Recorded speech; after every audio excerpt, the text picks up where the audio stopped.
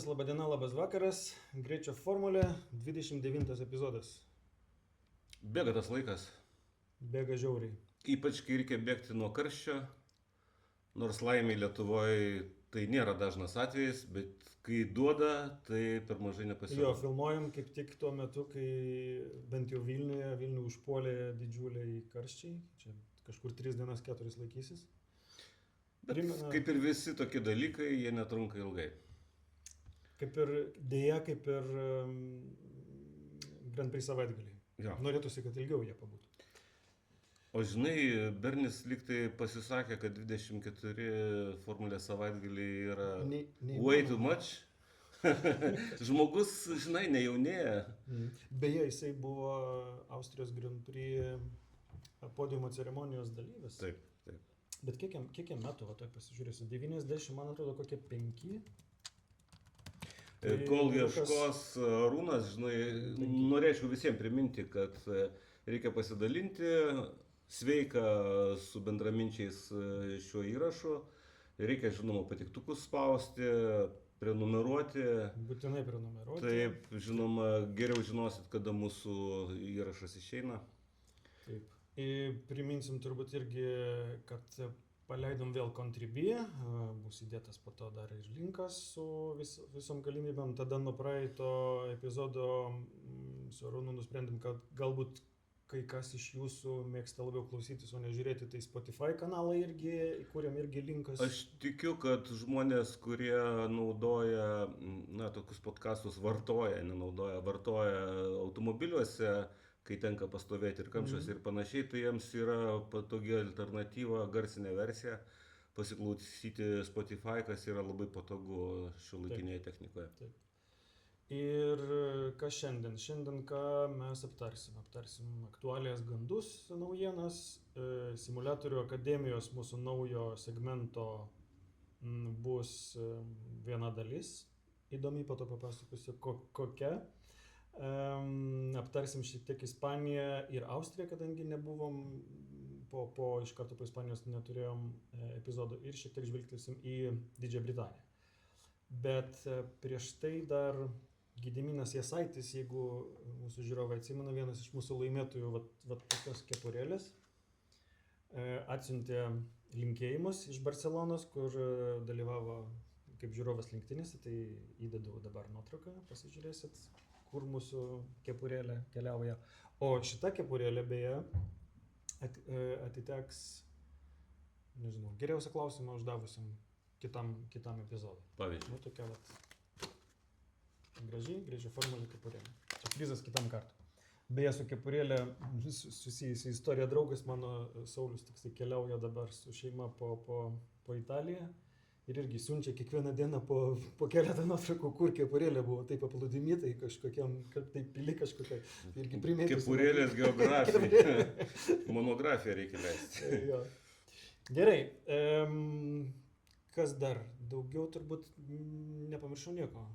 Tai mes galim kažką eigoje prisiminti, suvartosime.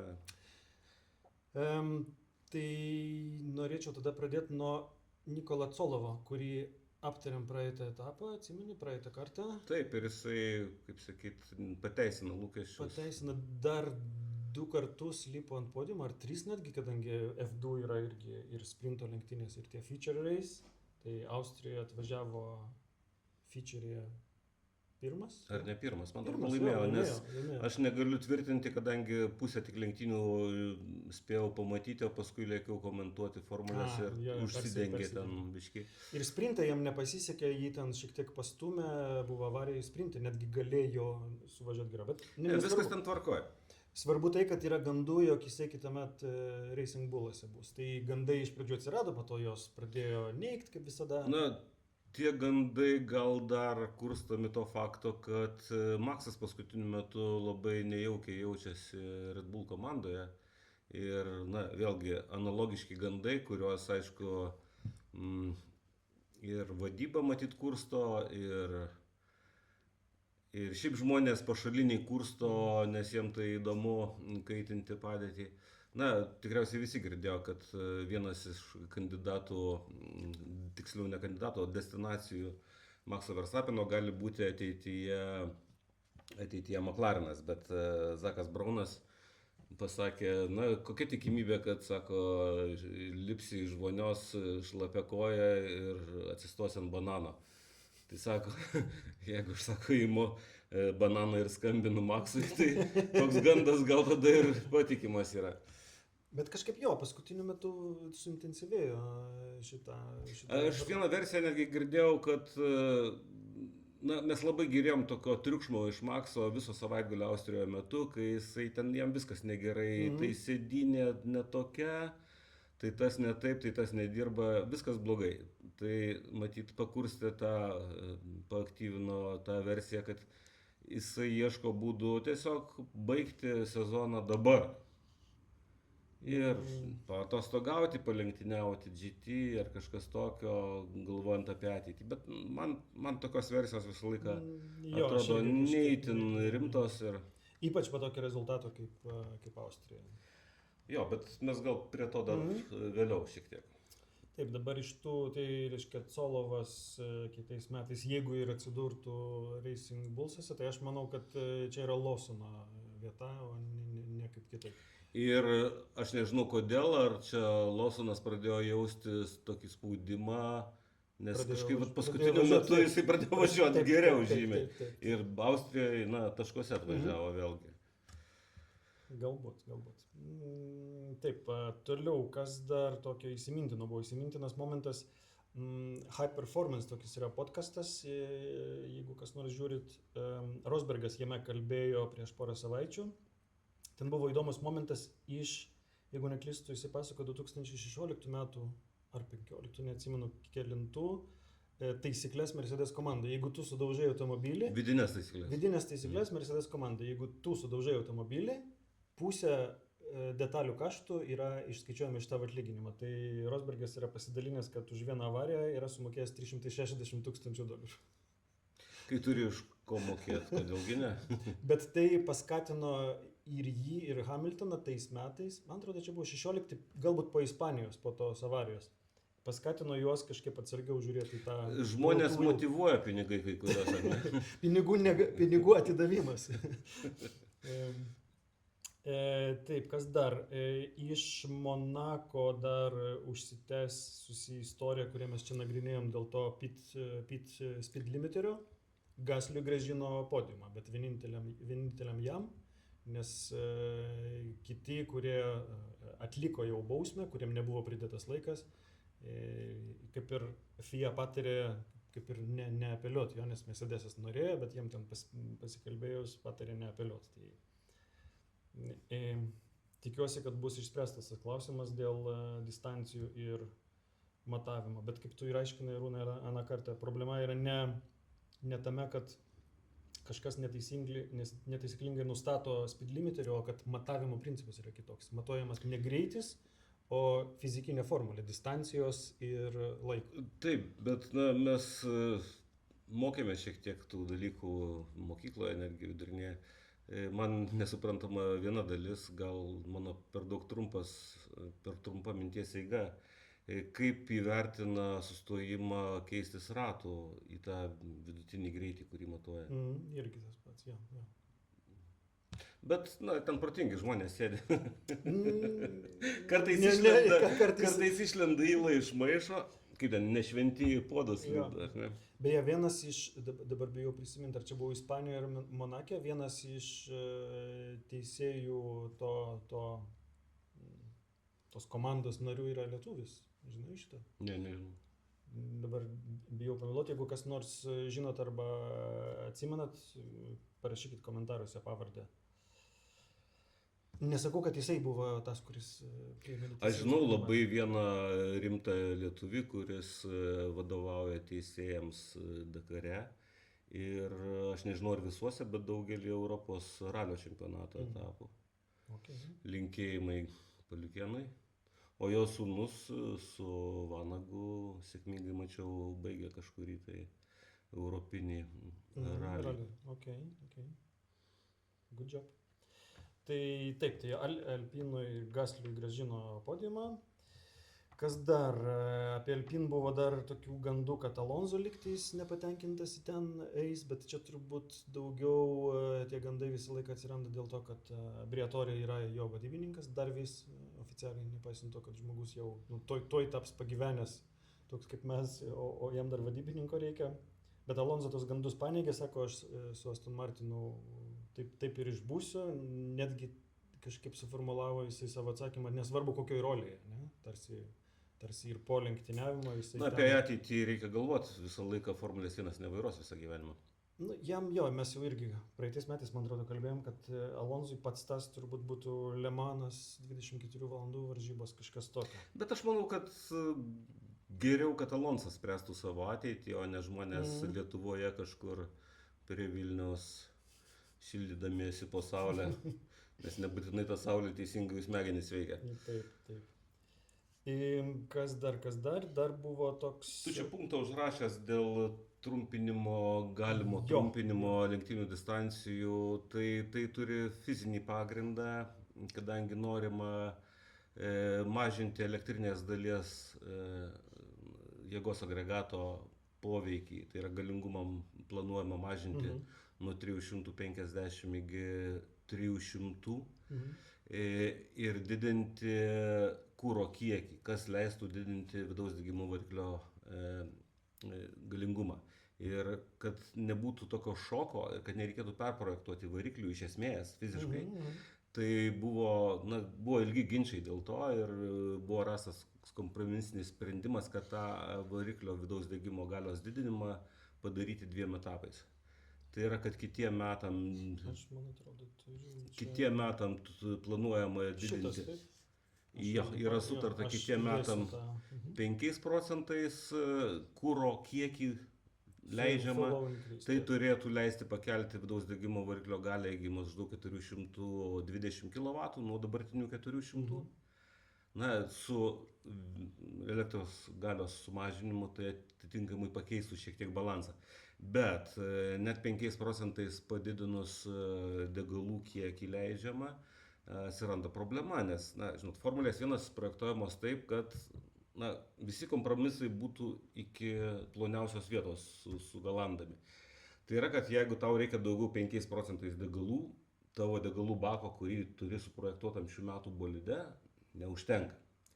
Ir kad, tarkim, nebūtų būtinybės perprojektuoti visai ir naujo gaminti monokoko, kas yra labai brangi detalė, o po metų, žinoma, yra komandų, kurios turtingos ir turi pajėgumus didelius projektavimo gamybos. Ir jie gali keisti dalykus greitai, bet yra tokių komandų, kaip Williamsas, kurios sprendžia netgi tokio lygio problemas, kad jie atnaujinimus bolido pradeda naudoti tada, kai tos detalės, kurios pakeis turi atnaujinimai, kai jos jau savo resursą išdirba. Ne dėl to, kad jie jį suprojektavo, pagamino, bet dėl to, kad taip yra ekonomiškiau, racionaliau ir taip toliau. Ir dar kai atsiranda tam svorio to laisvojo. Taip. Tai būtent dėl tos priežasties yra svarstama, čia dar nėra nutarta. Dėl tų variklio santykių keitimo jau yra sutarta, visi patvirtino tą. Bet dėl distancijos trumpinimo kol kas nėra, bet aš manau, kad nesunkiai bus rastas sprendimas, jeigu tai tikrai padės nekeisti monokoko ir sutaupyti kažkiek, tai bent jau per kitų metų sezoną šiek tiek sumažinti distanciją lenktynių, kad užtektų dabartinio bako. O jau 28 metam, per efektyvumą, kai planuojama kuro kiekį 13% didinti, tai jau niekur nesidėsi. Tai jau reikės tikrai naujo monokoko, naujo degalų bako. Bet bakas, priminsim irgi, kas nežino, bakas tai yra realiai viskas po sėdynė, jo, viskas aplink sėdynę. Fiziškai labiau, ko gero, tiksliau būtų sakyti, kad bakas yra tarp piloto nugaros ir variklio. Užima tą erdvę. Į plotį jinai, aišku, didesnė yra. Ir bakas yra ne toks bakas kaip automobilė, kaip yra didelis, ten, nežinau, metalinis stačiakampis. Bakas yra kaip maišas. Tai yra monokokė, yra bako erdvė, Na tiesa, dabar dar po baku yra baterija elektrinės sistemos, tai jisai šiek tiek aukščiau, vis tik baterija sunkesnė yra, tai naudingai keičia svorio centrą, o degalai yra lengvesni, tai juos pakelti nėra didelė nuodėmė. Dėl to bakas yra virš tos baterijos šiek tiek aukščiau. Tai yra tokia ertmė tam monokoke, anglinėme, anglės pluošto su ten ar aliuminio korį, ar megztinį korį naudoja tarpuose sutandumui padidinti. Ir ta erdvė, į tą erdvę yra įkišamas toks, guminis tai labai tokia bendra savoka. Elastingas maišas, kuris žinoma turi kevlaro sluoksnius, kevlaras labai priešinasi pradūrimams visokiem ir taip toliau, jisai labai atsparus tokiem mechaniniam, jisai labai elastingas. Tai tam maiše dar, kad tas skystis, degalai, kad nesiplaikstytų, kai formulė vysto ten 5G perkrovas išilginės, skersinės, tai tam tikras foamas, kaip čia pasakyti, kempinė, tokia puta, yra tam tikra puta terpė, kurioje tas skystis nesiplaiksto laisvai, o jisai toksai lygtai tokioj šiek tiek pakabintoj būsenoj. Ir va taip atrodo degalų bakas Formulė 1. Žinoma, mes naujausių technologijų tame nežinom, bet aš nemanau, kad ten kažkas revoliucinio turėjo atsirasti ir panašiai. Žinoma, reikia rasti tos cheminio compatibility, kad vienas komponentas netrikdytų kito atrasti ir taip toliau ir panašiai. Visur yra sudėtingų dalykų, bet Mane tai labiausiai kažkada nustebino tas momentas, kad ten yra daug tų įvairių perkrovų ir ta Aš dabar galvoju, ar aš prisiminsiu automobilį, kuris įvedė būtent baką už piloto nugaros, nes Laudos laikais, ten Ferrari 312 T2 laikais, degalų bakas ir iki tol būdavo dažniausiai aplinkui vairuotoją. Jie sėdėdavo faktiškai benzino vonioje, iš aliuminio pagamintoje tokioje. Dėl to labai daug mirtinų avarijų būdavo tais laikais, tai buvo labai pavojinga. Ir žinoma, pagrindinis motyvas, kodėl bakas nukeliavo pilotui už nugaros, buvo nesaugumas, o tai, kad čia man atrodo 78 buvo Lotusas, ar 78 man atrodo, kai pradėjo tuos Venturi tunelius naudoti. Ir reikėjo šonuose atlaisvinti kiek įmanoma daugiau erdvės, bolido šonuose, man atrodo, čia Colinas Chapmanas sugalvojo Lotus. T43 Re-Engine Revolution, lygtis taip, feature. Ir reikėjo atlaisvinti daug erdvės tiem aerodinaminiam plokštumom, pakeltom dugno, kurias ribojo dar tie sijonėliai. Ir natūralus sprendimas buvo toks, kad reikia kažkur tai dėti tą benziną, o benzino tais laikais vežiodavosi gerokai daugiau negu dabar. Ten manau, kad link 250 litrų degalų atsarga galėjo siekti, kai turbo variklyje vėliau atsirado šiek tiek. Lotus 79-78. Tai tokia istorija atsiradimo, o dabar žinoma, tas degalų bakas ir saugumo prasme labai teisingoje vietoje, jisai faktiškai yra saugiausioje vietoje. Jisai iš galo apsaugotas galinės krašto struktūros, transmisijos, variklio, iš šonų dabar įsaugo tos privalomos krašto struktūros, iš priekio vėlgi visas kokpitas, priekinė krašto struktūra ir visa piloto ta erdvė. Aš atsimenu tokių atvejų, kai žmonės gal neabsoliučiai, nereikia vadinti, gal to nesąžiningai žiūrėjo, bet kai standartai projektavimo ir gamybos gal nebuvo absoliučiai adekvatų saugumo požiūrį. Aš atsimenu tokį Martiną Donnelly, dar su Camel reklama, geltoni Lotusai buvo tuo metu ir Martinas Donnellis tam Lotuse buvo patyręs baisią avariją, kai tas monokokas lūžo. Ir nuotraukose matosi tiesiog tas bakas, tas maišas išlindęs iš lūžusio visai monokoko, atsivėręs. Bet šiais laikais, jeigu prisimenant tą baisią Romano Grosjeano avariją ar ne, tai šiuolaikinis bolidas yra na tokio fantastiško saugumo, atsparumo. Ir man nelabai vizualiai patiko tas Halo, tas įrenginys, kuris dabar jau... Jisai Gružanų išgelbėjo gyvenimą. Dabar tas įrenginys, galima sakyti, jau taip į akis jau taip priprato, kad na, nelabai ir erzina.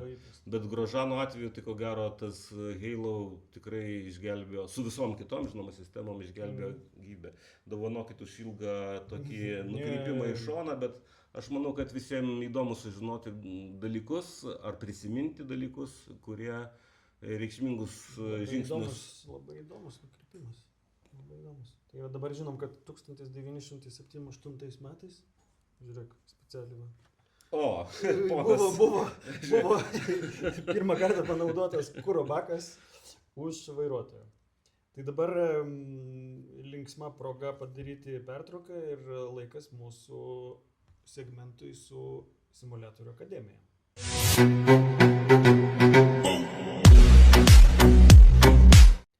Ir ką mes padarėm, jeigu atsimenat, kai nutarėm, kad kai kviesim svečius, darysim su Simuliatorių akademija tokius hot lap turnyrus, kaip čia įpavadinti, turnyrą vieną, kiekvienas iš jų galės nueiti prieš ateinant filmuotis pas mus 15 minučių prasitestuoti, dabar jau žinom kokioj trasoje, Suzukos East sutrumpintoje versijoje, ir po to kiekvienas pravažiuoja 5 greitus ratus, iš kurių vienas mūsų simmasteris nufilmuoja, užfiksuoja, bet nerodo dalyviui.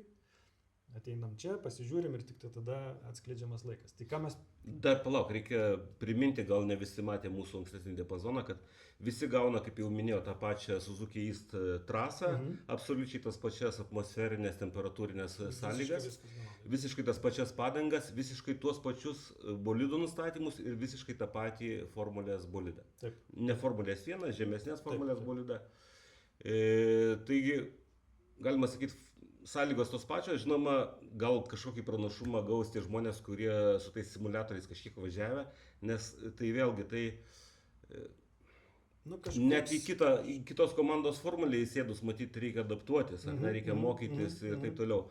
O čia visgi lenktyninis bolidas ir dar netikras lenktyninis bolidas. Vėlgi, man pavyzdžiui, vienintelis toksai ko aš pasigėdau po telefoninio simuliatoriaus, ne, tame aš tikėjausi daugiau grįžtamo ryšio iš vairo. Nes vairas vis tik apartų fizinių jėgų jaučiamų perkrovų, ar ne? Tai vairas yra, ko gero, dar matymas žinoma, bet vairas yra labai svarbus informacijos kanalas pilotui apie sukibimą tų ypač vairuojamų ratų, kurie itin slidus. Nes galinių ratų sukibimą tu savo apatinę dalimi uodegą jauti, ar ne? Tai man šiek tiek to trūko, bet aš suprantu, kad nieko nėra tobulo ir galbūt vėlgi priklausomai nuo pakabos geometrijos, netgi tikruose lenktyniniuose automobiliuose, aš manau, kad ir pirmoje formulėje netgi kai kurie pilotai su tuo susiduria. Kad tam tikros pakabos geometrijos tą jausmą atbulinį iš vairo apie padangų sukibimą niveliuoja ir panašiai ir taip toliau. Tai turbūt jau Arūnas čia išsidavė, kad pirmais svečiais buvom mes kartu nuvažiavom. Atsiprašau. Ne. Bet mes darėm maksimaliai viskas, kad būtų fair, nuvažiavom kartu tą pačią dieną, mums davė po tiek pat laiko, užfiksavo, tai dabar mes pravažiavom savo tos ratus. Ir abu nežinom laikus, reiškia, Arūnui davė mano laiką, bet aš irgi nežiūrėjau, žinok, į tavo laiką, ne. Tai gerai, tai dabar mes pasižiūrėsim video, aš irgi jį įdėsiu, dabar pasižiūrėsim tavo, po to mano, galėsim pakomentuoti ir po to atskleisim, pasižiūrėsim, kaip čia mums sekėsi toj. Kur čia jis yra, tik kad garsų nesugadinti čia įrašo, pabandom. Va, galėsim pakomentuoti, jeigu matai.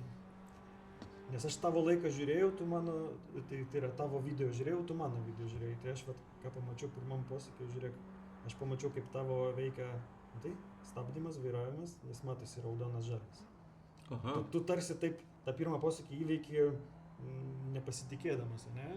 Taip. Po to labai čia toks yra flow irgi, prisistabdymai. Mes abu žaidėm beje, jeigu matot tą su pagalbinė ta linija, kuri žalioja, geltonoja, raudonoja. Tai čia vienintelis dalykas, kurį galima išjungti. Mes susitarėm su simuliatorių akademija, jeigu svečias nenorės, tai galima išjungti. Bet visą kitą. Čia tas sunkus posūkis paskutinis, jisai iš 2 dalių toksai. Na, kai pradedi važiuoti tame simuliatoriuje, tai ta trasa, aš sakyčiau, atrodo sunkesnė negu galima pagalvoti. Na, aš esu ją važiavęs labai daug kartų telefone. Tai šitam simuliatoriui jinai žymiai komplikuotesnė atrodo, iš tiesų. Okay. Gerai, dabar do you wanna hear the time? Taip, čia mums paliktas Arūno V laikas, taip pasižiūrim. Tavo laikas 50, 691. Ai, 50. Aš tiesą, aš mačiau tame pasitreniravime, mačiau savo rato laikus. Tai aš galėjau orientuotis, nors tiesą sakant, aš tiek mažai pažįstamas su tuo, kaip aš važiuoju, aš tiek kiekvienam rate dariau ir mikro, ir didesnių, aš apsisukęs bent 3 kartus buvau tuose greituose ratuose.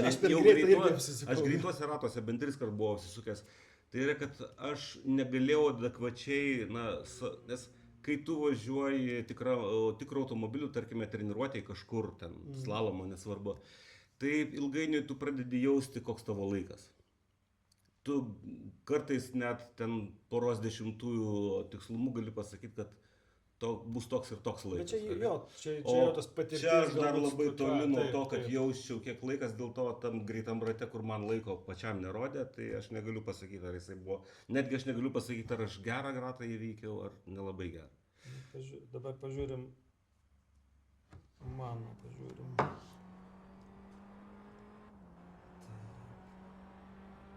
Pradžioje čia viskas tas pats, aš kažkaip čia važiuoju per daug į dešinę, man atrodo, per daug į centrą. O dabar gerai. Ir pirmas posūkis, aš atsimenu, kad aš išiminėjau jį, tik dabar stabdau. Ten labai daug laiko tam posūkiui su stabdžiais. Turbūt. Labai daug. Ten pasišaudyti reikia šiek tiek. Ir aš stengiausi visur kitur stabdžių minimaliai naudoti, o daugiau žaisti tik tai akceleratorių, žiūrėk.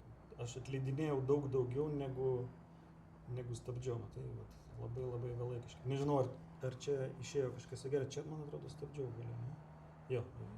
Žinai, jeigu būtų tas vadinamas hosto, tas šešėlis tavo, tarkim, kad tu galėtum lygintis, ar tu geriau darai, tai tu tada greičiau mokytumėsi, koks būdas yra greitesnis tą atlikti. Treniruotėse, kiek mūsų simmasteris sakė, kad galima tą jungti, bet mes pasirinkom specialiai tą nedaryti. Gerai, pažiūrim, koks čia mano laikas dabar. Taip. 4,9,3,17. Sekundė ir 30 milijonas. Tai didesnis skirtumas negu Maxo Verstappeno ir visų jo kolegų kartu sudėjus. Ne, čia labai gerai, man atrodo. Tai tai čia mūsų tokie laikai, įdėsiu į įskaitos lentelę, o geriausias laikas aš dabar nepamenu, 47 kažkas, tai mūsų tas masteris. Raigardas įvežęs, kem 7 kažkas. Tai yra žodžiu, kur tobulėti. Ir mum, ir svečiam yra kur tobulėti. Gerai, tai dabar pabaigiam, ačiū Simuliatorių akademijai, pabaigiam šitą segmentą ir Ispanija.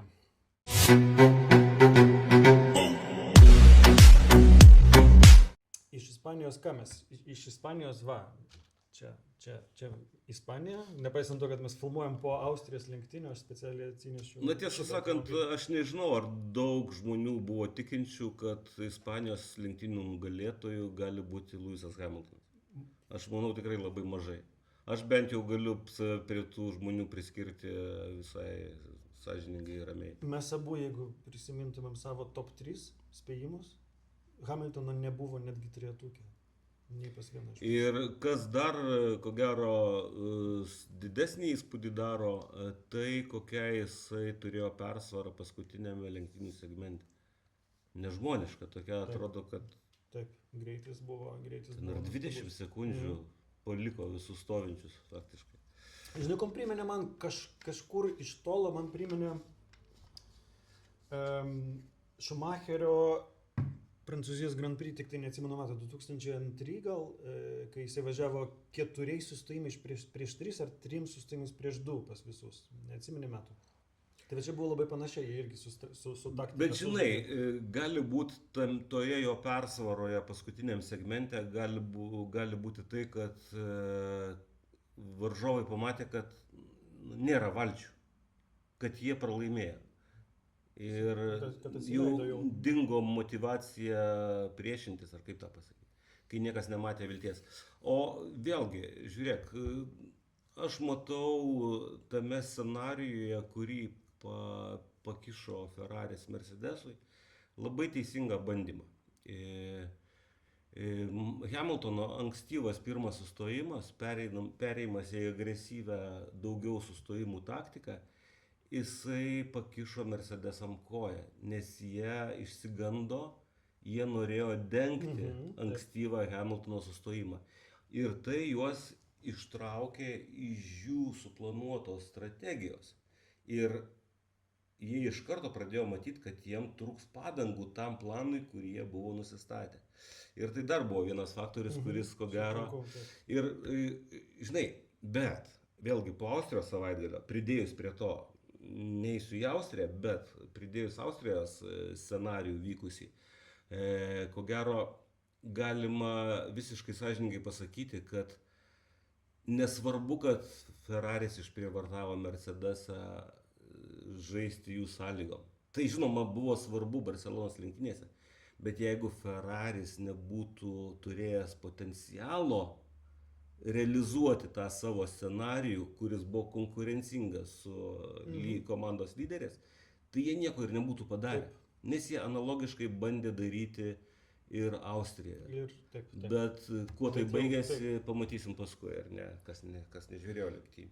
Iš Ispanijos aš žinai dar ką išsinešiau tai, ką turbūt esam aptarę ir prieš Ispaniją, kad Antonelis vis tiek yra žymiai greitesnis, bent jau dabar atrodo, negu Russellas. Ir tai parodė jų tarpusavio kovą. Jisai visą laiką ant jo sėdėjo ant Russello, o kai apsilenkė, tai Russellas nebegalėjo normaliai jau parodyti nieko ir pasipriešinti. Tai jeigu nebūtų įvykęs tas gedimas eilinis Mercedeso, tai būtų dar viena, dabar jau nebebūtų pergalė, bet tikrai Antonelis būtų finišavęs aukščiau už Russellą. Na, sakyčiau dabar čia Russellas, jeigu jautė nuoskaudą dėl to gedimo Kanadoje, ar ne? Išsilygino, taip. Tai galima sakyti, kad štai tau atgal, kad nesijaustum kažkaip nuskriaustas. Fortuna likimas atidavė duoklę. Kas dar iš Ispanijos? Iš Ispanijos tas momentas Hamiltono ne tik tai pergalė, kuri yra ta saldi. Kiekvienas lenktynininkas, kuris ateina į Ferrari ir užlipa ant tos aukščiausios pakilos, tai turi kažkokio šarmo. Jo, atsimeni, Vettelis, kai buvo, arba kaip prieš tai Alonso ten lenktyniavo Ferrari. Tai pirma pergalė visą laiką yra labai svarbi. O Hamiltonui ji yra dar svarbi tuo, kad jam buvo, kai jis užlipo ant aukščiausios pakilos, kiam 1 metai ir beveik su pusė, 5 mėnesiai. Tai jisai 7 visų laikų vyriausias lenktynininkas laimėjęs lenktynės. Aš manau, pirma pergalė, kurią pasiekė Hamiltonas, buvo pergalė prieš ne lenktynėse, o psichologinė pergalė prieš Charles'ą Leclerc'ą. Ir jinai jau tęsiasi 3 ar 4 lenktynės iš eilės. Kai Leclerc'as... Ir veikia Leclerc'ą labai stipriai. Labai veikia. Tai yra, kad Leclerc'as dabar negali demonstruoti savo galimybių, nes jo galvoje kirmelytės. Ir tai girdisi labai Leclerc'o komentaruose, ne tik matosi, kas vyksta trasoje, o tai girdisi jo komentaruose po lenktynių, kad jisai čia, kad čia lygtais būtų, jeigu ne tokia ir tokia aplinkybė, tai jisai būtų važiavęs greičiau ir taip toliau ir taip toliau. Arba jisai po kvalifikacijos čia jau į Austriją turbūt perinant, sakė, kad dar čia aplenkęs Hamiltoną, bet sakė, nu jo, čia aš dar klaidų padariau, dar kažką. Tai taip parodydamas, kad tarsi jisai dar turėtų turėti didesnį gapą iki Hamiltono, ko dėja nebuvo.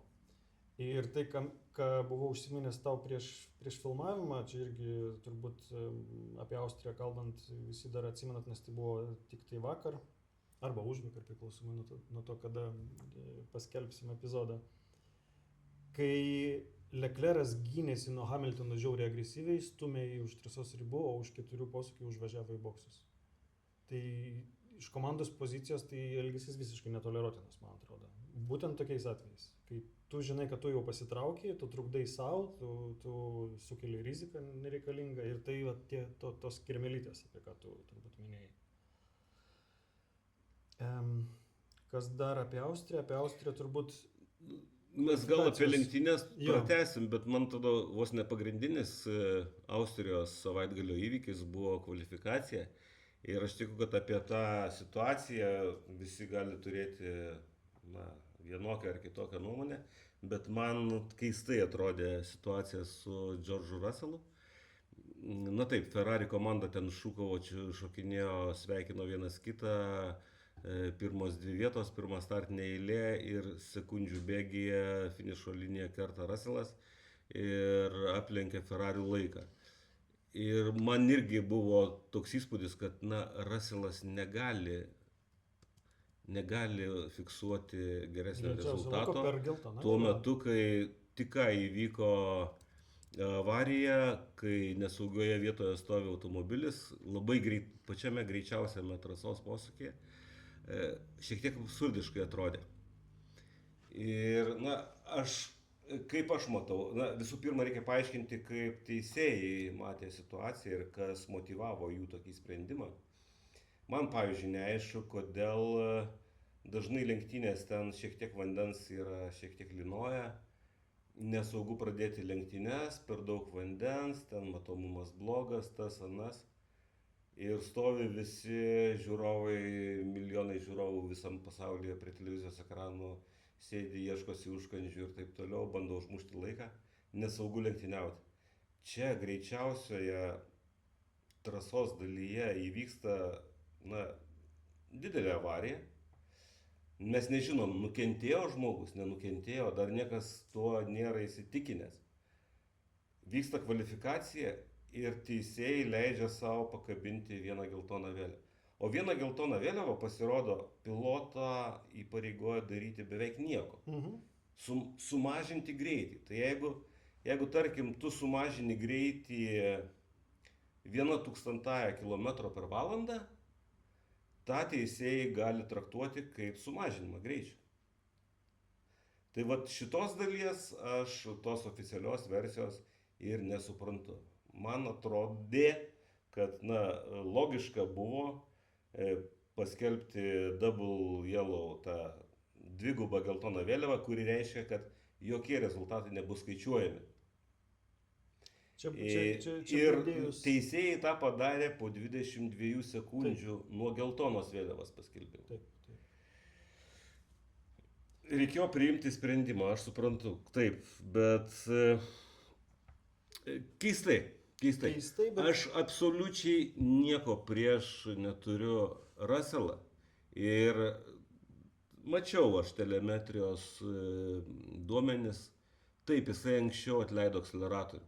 Bet toj vietoj labai naudinga atleisti akceleratorių anksčiau. Taip, tu stabilesniu automobiliu įvažiuoji 9 posūkį ir gal net geriau tada tau 10 posūkį yra įveržti padangas į apkrovą gražiai, iš anksto stabilų įspausti ir šokti į finišo tiesiąją. Nes čia yra tas momentas, kur tu... Klausyk, jeigu taip netvirtinkim, nes jeigu tai būtų geriau, tai visi visada taip ir darytų. Ne tai, kad geriau, bet tu minėjai, kad reikia sumažinti greitį.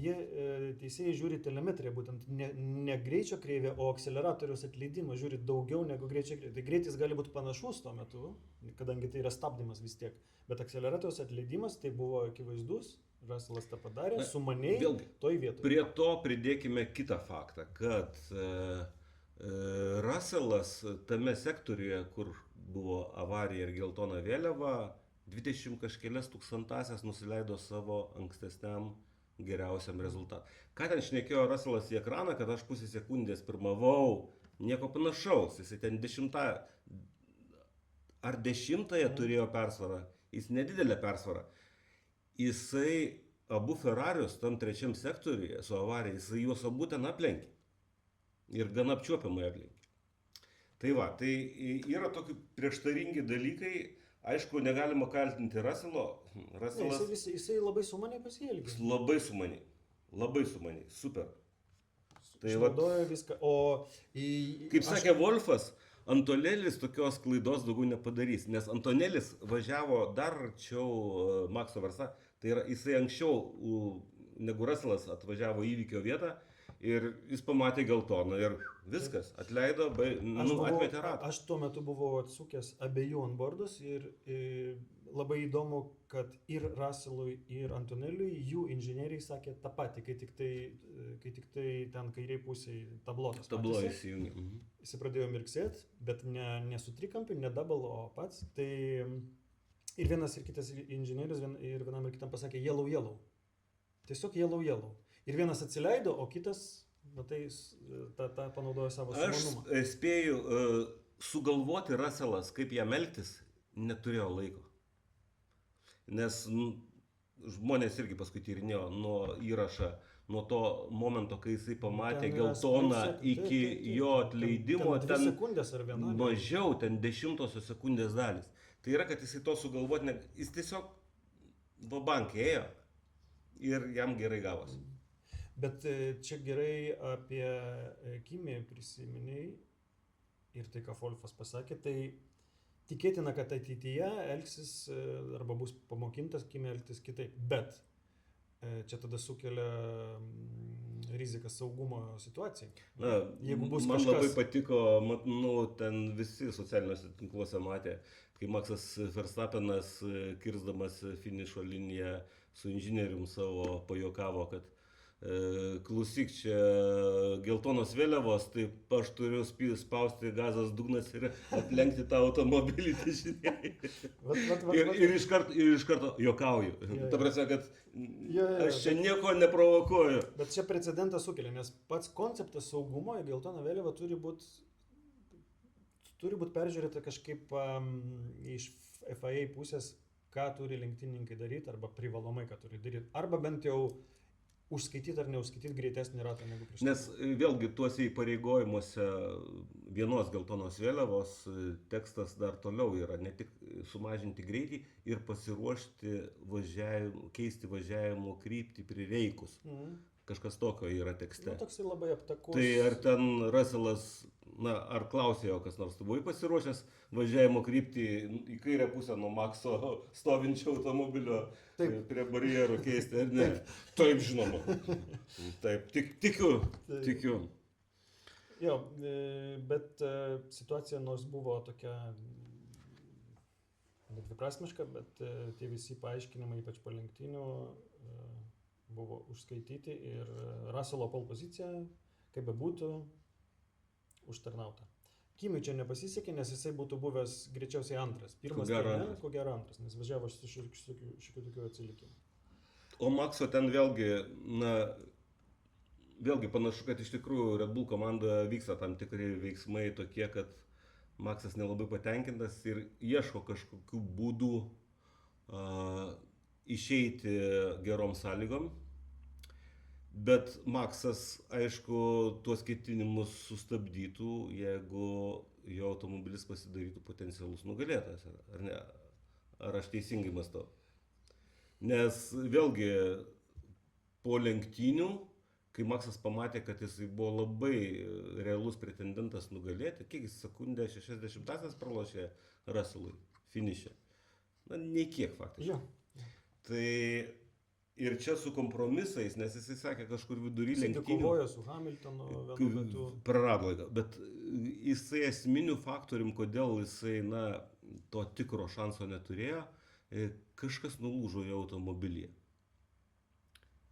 Ir apie vidurį lenktynių ir sakė, automobilis pradėjo blogiau imti kerbus, tuos kelkraščius, mažiau stabilus pasidaręs juntamai ir sakė, tai ko gero yra pagrindinis dalykas, kuris neleido jam kovoti dėl pergalės. Na, vėlgi, pažiūrėkim jo pirmus 2 ratus, tai fantastika kažkokia buvo. Startas ir jo, jisai su Hamiltonu laiko prarado, bet jisai nepašykštėjo laiko nubausti Hamiltoną. Atkreipė dėmesį. Hamiltonas į 6 posūkį išoriai taip nepaliko. Bet ten buvo viskas pagal taisyklės. Nepaliko vietos, bet, na tai buvo tokia kieta, bet švari kova. Ir ko turėjo Maksas tikėtis iš Hamiltono? Ką Hamiltonas pats ir pasakė po lenktynių. Nemanau, kad Maksas galėjo kažkokių kitokių idėjų, bet jisai pats aplenkęs Hamiltoną padarė tą patį Hamiltonui, sugaišdamas pats laiką. Taip. Pats padarė. Maždaug. Taip, žiūrėk man. Bet šitie dalykai parodo, kad žmogus dar nesusitaikęs su savim. Nes reikia mąstyti apie galutinį rezultatą.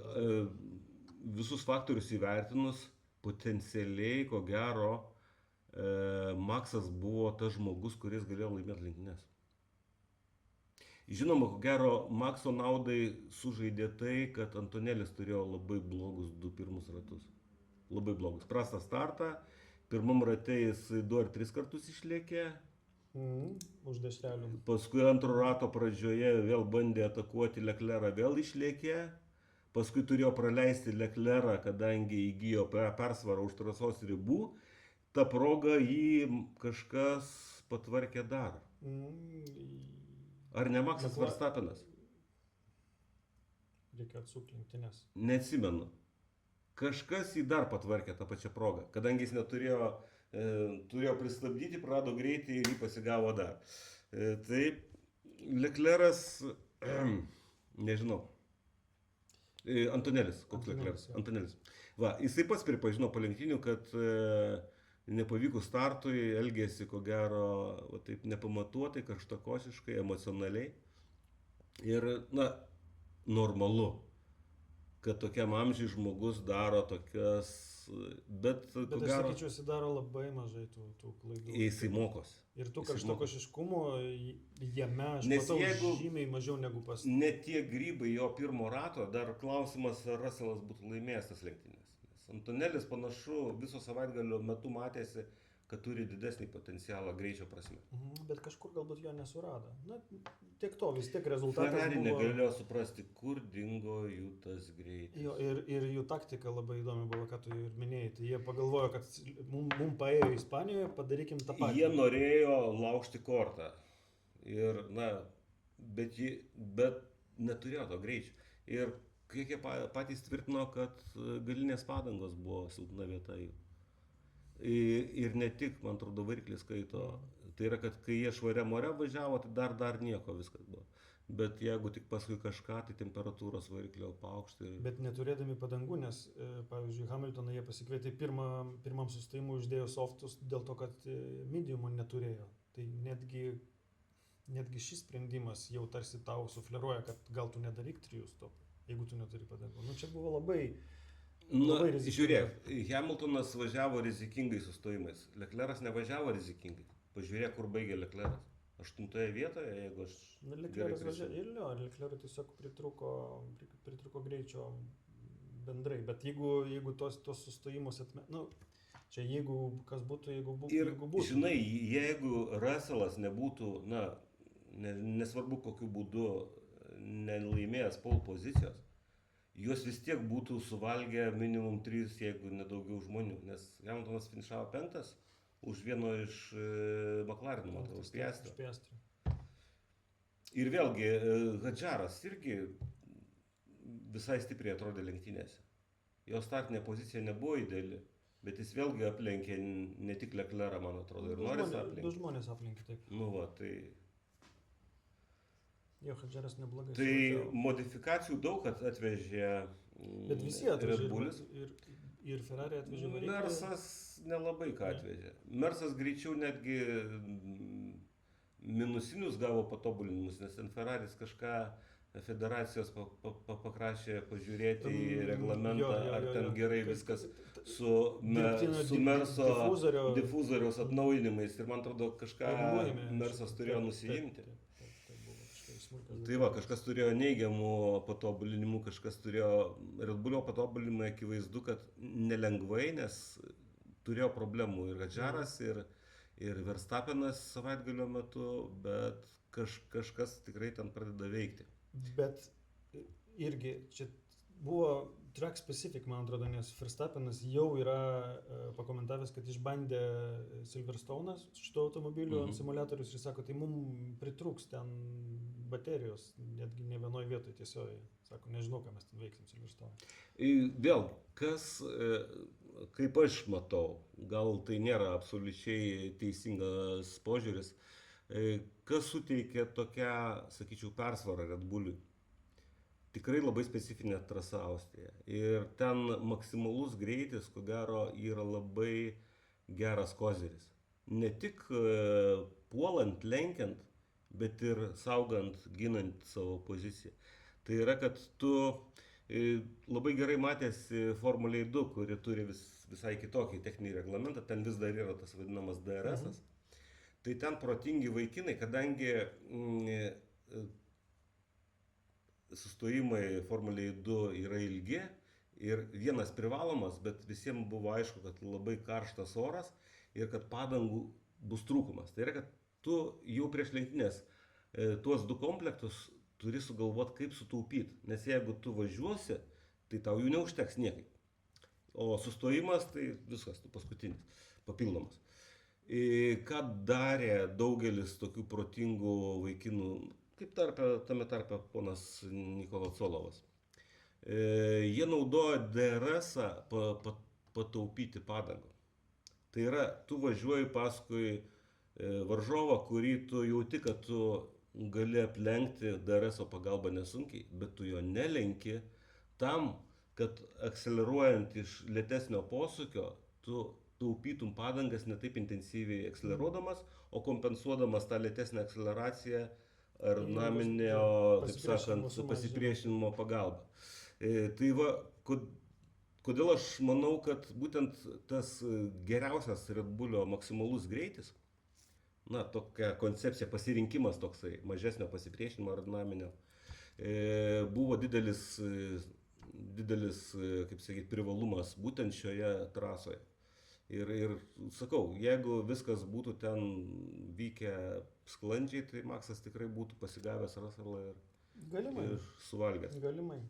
O jau kadangi prabilom apie Silverstone'ą, tai sekantis etapas, kuris jau bus už savaitės, šią savaitę galima sakyti, Silverstone'e ir trasoje, kuri yra, joje vyko pats pirmiausias Formulės 1 etapas. Pirmas, taip. Grand Prix 1, numeris 1. Nuo kurio Formulės čempionatas pradėjo skaičiuoti. 1950 m. gegužės 13 d. Ir trasa pasikeitusi yra apie 10 kartų, aš specialiai Stats F1 atidaręs. Ir ten yra nuo pat... Visų pirma, tiem, kas mažiau pažįstame su Sidabriniu akmeniu, išvertus į lietuvių kalbą, tai ši trasa buvo pastatyta Antro pasaulinio karo karinėme oro uoste. Karinis vadinasi aerodromas. Oro uostas ten, kur keleiviai. Supratau. Todėl daug žmonių sako aero uostas. Tokio žodžio nėra. Yra oro uostas arba aerodromas. Aerodromas. Ir šitam aerodrome legenda turbūt yra Hamiltonas, nes jisai turi kiek pergalių, dabar aš pažiūrėsiu, 8, jeigu aš gerai pamenu. Nepamenu. Tu minėjai daugybę, tai kad Hamiltonas labai didelę praktiką turi, jisai, kaip sakyti, savo karjerą labai daug yra toje trasoje važiavęs, o kadangi trasa yra labai greita ir plati, ten, optimali trajektorija galbūt viena, bet įmanomų trajektorijų kovojant su varžovais yra tikrai daug, yra labai labai daug. Ir kai tu sakėjai apie modifikacijas, kurių buvo nemažai, ar ne? Laikai keičiasi, saugumo reikalavimai keičiasi, bolidai keičiasi. ko gero pati tokia specifiškiausias pakeitimas yra tai, kad starto finišo tiesioji persikėlė Pernešta. visai į kitą vietą. Mhm. Tai aš sakyčiau, trasose, lenktynėse trasose yra itin retas atvejis. Turbūt net neegzistuojantis. Aš net nežinau tokio kito atvejo. Nes jie realiai Bet nunešė apie visai kitą Silverstone'as pusę. visai į kitą pusę nuvažiavo starto finišo tiesioji. Tai yra ta tiesioji starto finišo, kuri buvo, jinai liko, tik tais joje jau nevykdoma starto procedūra. Ta sena starto finišo tiesioji, beje, Silverstone'as yra ta trasa, kurioje aš žiūrėjau turbūt pirmą savo gyvenime Formulės 1 etapą. Pirmas lenktynės. Gyvai. Ar Ne, gyvai, tiesiog, televizorių? kai pradėjau, A. žinai, kada 99 metais. Kas įvyko 99 metais? Kops posūkė. Šumacherio Nieko avarija. neatsimenu. Šumacherio avarija. 99 metais. O jisai nestauv posūkyje padarė? Ai, Stov, ne Kops, jo. A čia aš jau. Nes Kopsas yra pirmas Pirmas po posūkis starto tų finišo, laikų o trasos. tų laikų- O jo Ai, avarija taip, taip. buvo tam, kur labai Stauv, kur labai- greitas stauv posūkis toksai. Bet bent jau šitą dalį atsimenu. Tai va, nuo to laiko kažkaip pradėjau sirgti. Matai, tu priminėjai, kodėl tu prisimeni. Čia tu kalbėjai apie tą avariją, kai Šumacheris patyrė traumą. Sulaužė koją ir buvo pusė sezono turbūt iškritęs. Ilgam, tikrai Ir Mika ilgam. Salo jo vietą užėmė iš O Zauberio. jo kolega Irvainas buvo Irvainas. ir Irvainas turėjo tada vietoj Šumacherio kovoti dėl čempiono titulo. Vos ten, man atrodo, 2 taškais pralaimėjo. Tiek neatsimenu. Hakelinui, kažkaip. Bet, pritrūko. Irvainui pritrūko šiek tiek pajėgumą, sakykime. Tai va tiek apie Silverstone'ą. Hamiltonas tikėtina turės ten papildomą palaikymą ir visos tautos. Jis ten yra žvėris. Taip. Žinai, bet vis tik dabar jau ne tie laikai, kai vienintelis Hamiltonas būdavo, dėl ko mirdavo visas Silverstone'as. Na, žinai, galima mėgti, nemėgti Džordžą Russellą, Lando Norrisą, dar kažkas yra. Lindbladas yra Britas. Albonas gal Britas. oficialiai. Albanas yra, ne, Pusiau. jisai su Tailando vėliava, bet Su jisai Tailando vėliava. Britanijoje jo ir gyvenęs ir ten ilgai lenktyniavęs. Ir Oli Bermanas irgi yra Britas. Tai oficialiai yra 5 arba 5. Tai dabar pasirinkimas įvairiom kartom netgi, įvairiem, nežinau, sluoksniam, įvairiem pomėgiam. spalvom ir Taip, taip kaip tik tai toliau. nori. Ir pažiūrėjau specialiai va, orų prognozę, nes ten neretai palyja, bet Aha. kol kas atrodo, kad 2,5, 2,6 Sunny, tai turėtų būti sausas etapas.